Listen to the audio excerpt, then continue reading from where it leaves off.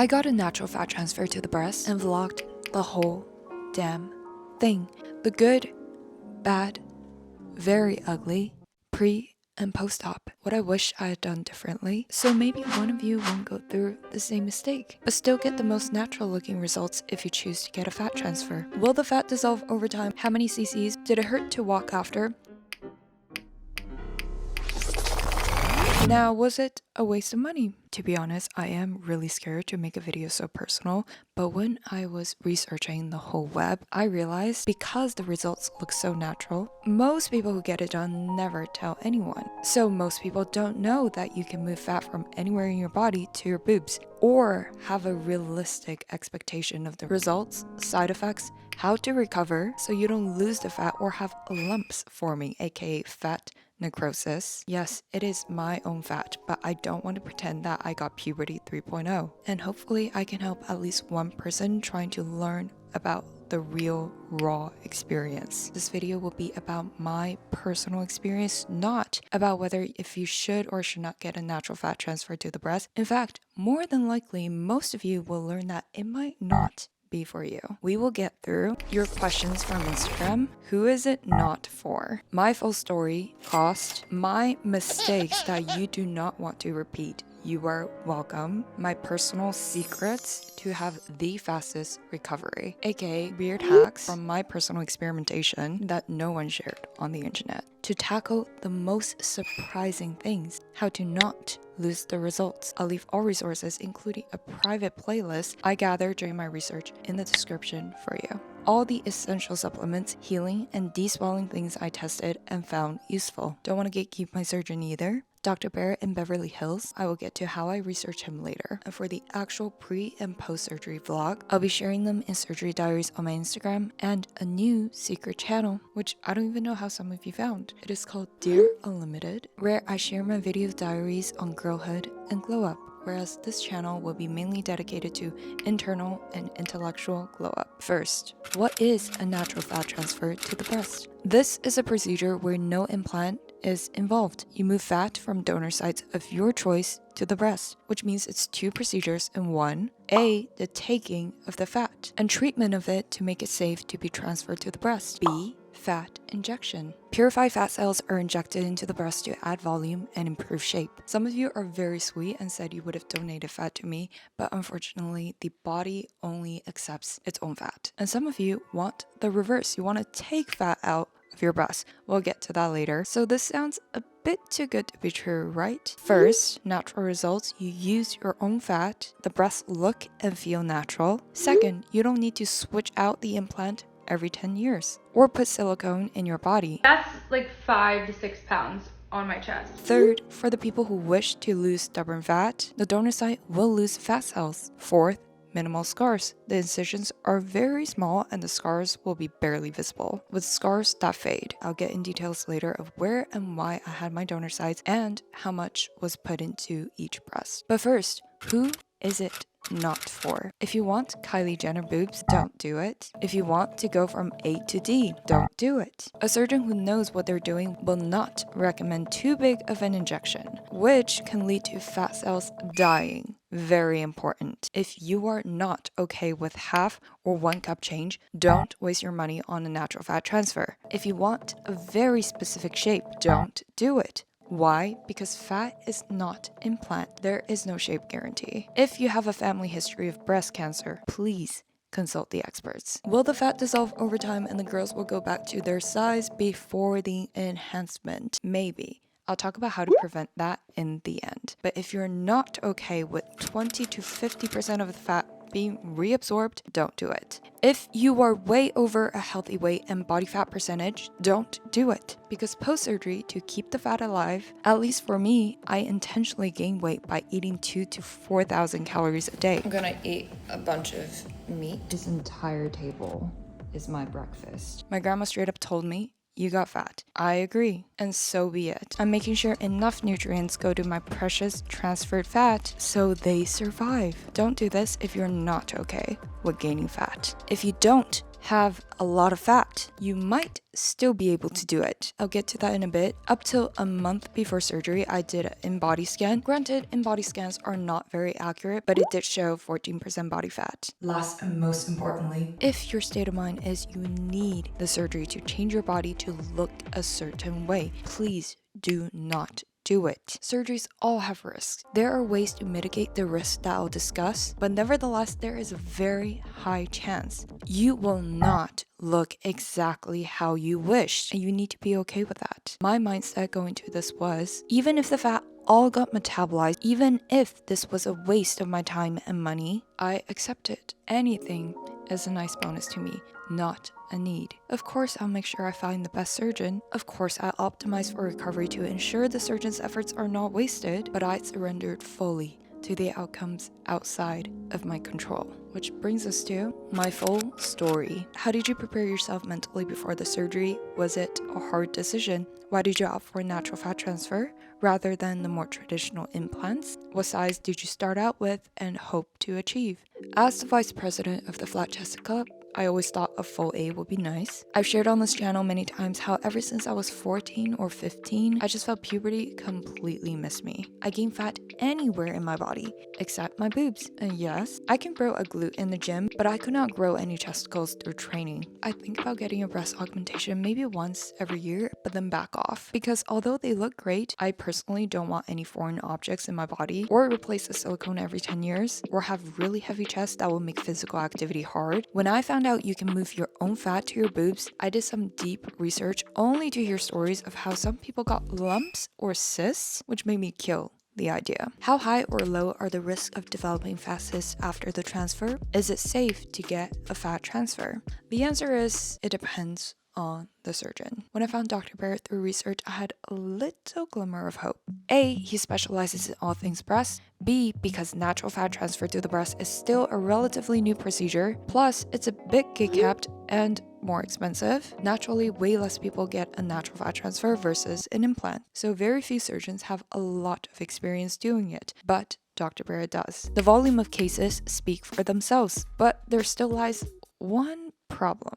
What about potential lumps and cysts, which is highly dependent on the surgeon's technique? It makes a huge difference. Small tangent, people usually leak blood or fluid from their incisions after. Even though it is normal, I did not have any of that with my surgeon. So this is the crazy part. I later discovered he helped more than one of my friends with their breast procedures. Fat transfer, explant reduction. I don't think she'd mind me sharing. I saw Kristen Dominique's vlog from 7 years ago, getting her implants out by Dr. Barrett. Then, because the breast will be hollow, she also did a natural fat transfer to the breast. Before this, I didn't know anyone directly who's done this. So I messaged her to ask if she has any cysts or lumps. None, which cleared my biggest concern. And then I asked if she had any side effects after 7 years, to which she said, "It's fine, just if you gain weight, so does that area." Music to my ears. And the fact that she took her own mother to get surgeries done by Dr. Barrett speaks volume. So after years of researching, reading case studies, then cross-referencing with people I knew who got the same procedure done by the same surgeon, did I finally start to feel trust towards the process. Had a phone and in-office consultation, felt aligned, and from there, it was very easy. Found a spot within 3 weeks that was perfectly timed between my travels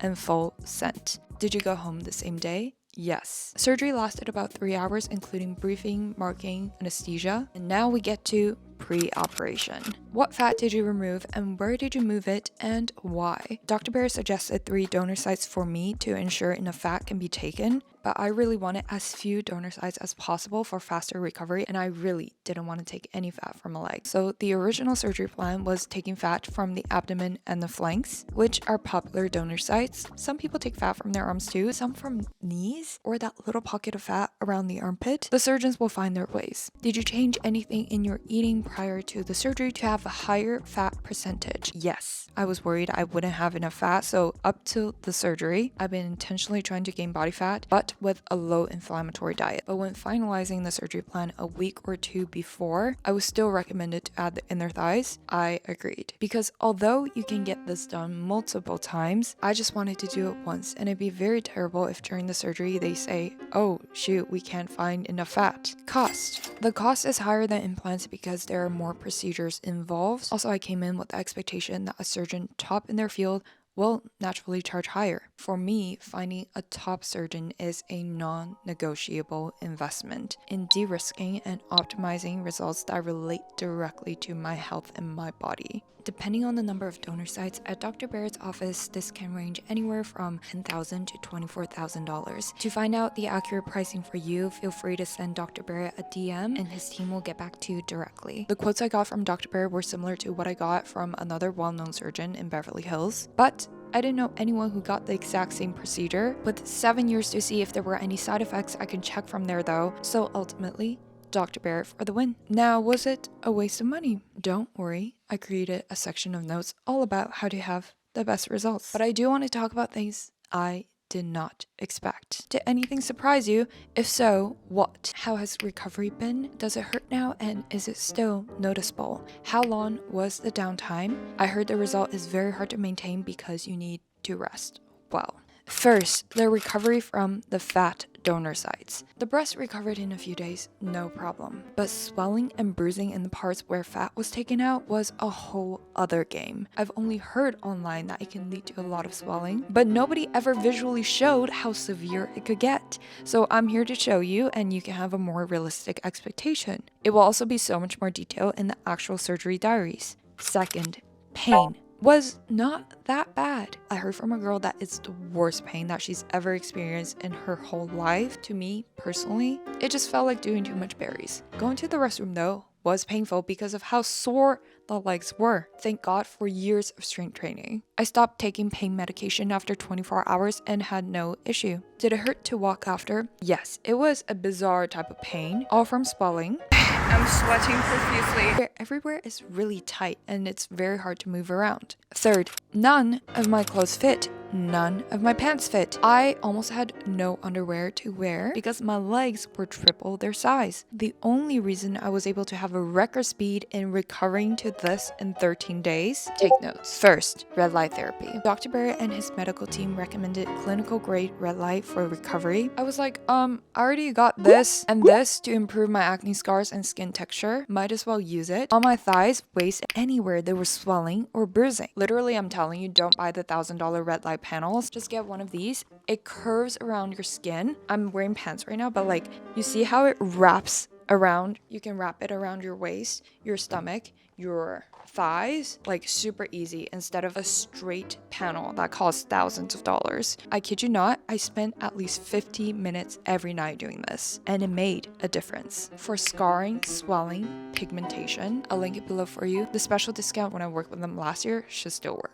$300 off, you're welcome. If it's still in effect, you get this for free by getting this. Second, massage, both lymphatic massage by a professional. Did it 5 times before flying out. Also self-massaging with any essential oil. The secret that nobody ever shared is I use the Therabody depuff wand and I set it to warm mode and massage. And this actually leads to the fourth unexpected thing.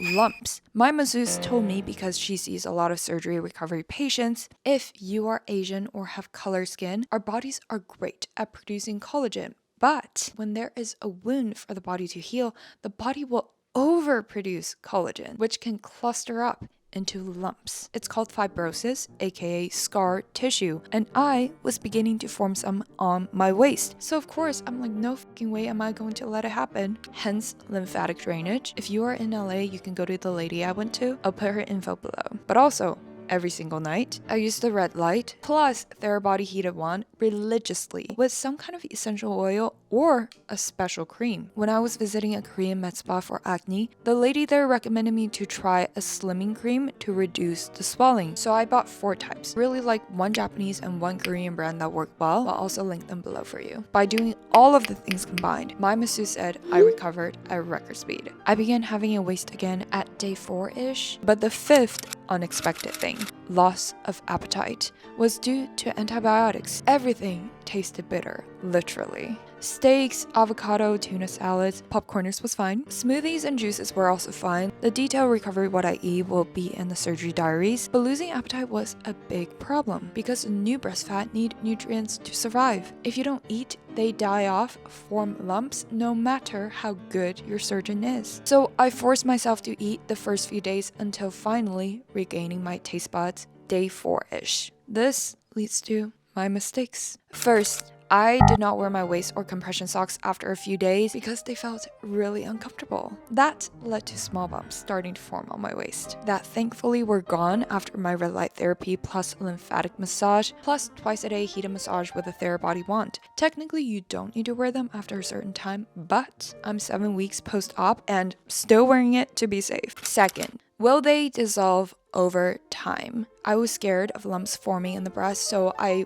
overly massaged them early on. Obviously, the breast shrink after the swelling is gone, but I think I might have killed some of my own fat too. Gentle massage should be fine. At least I don't have lumps. And yes, my fat will metabolize when I start normal training again, but I'm okay with it. Like I said, I'm happy that I'm safe and healthy. Anything else is a bonus to me. Visually, it's never super obvious, which is what I was going for, and as of now, yes, the fat is still there. But the bigger question is how to keep the best results and recover fast. Any tips for good recovery? Did you worry about loose skin post-op? The surgery starts from pre-op, a very specific diet and right supplements and mindset. I'm very lucky that my surgeon really cares about every single step being optimized, so I took Dr. Bear's own formulated pre-op supplement, then post-op supplements that have every single micronutrient, vitamin, prebiotics needed. And for swelling, I restocked and finished 3 jars of the arnica he formulated, plus my favorite Salud elderberry infused electrolytes to flush out swelling. A lot of you asked about scars, so I have 4 small incisions near the hip and the top of my leg, about half a nail size. Dr. Bear hates scars on his patients, so he gave this special scar silicone patch and the Skinuva gel to fade away the scar. I also got a whole surgical kit from him for every single thing I might need post-surgery, including antibiotic cream. Very useful. How to prevent the breast from losing volume. First, this is from my own experience, but volufiline, highly correlated with fast cell growth. Just massage it in with the breast. I bought 20 bottles and I'm down to 9. I'll link it below, as well as volufiline cream. Second,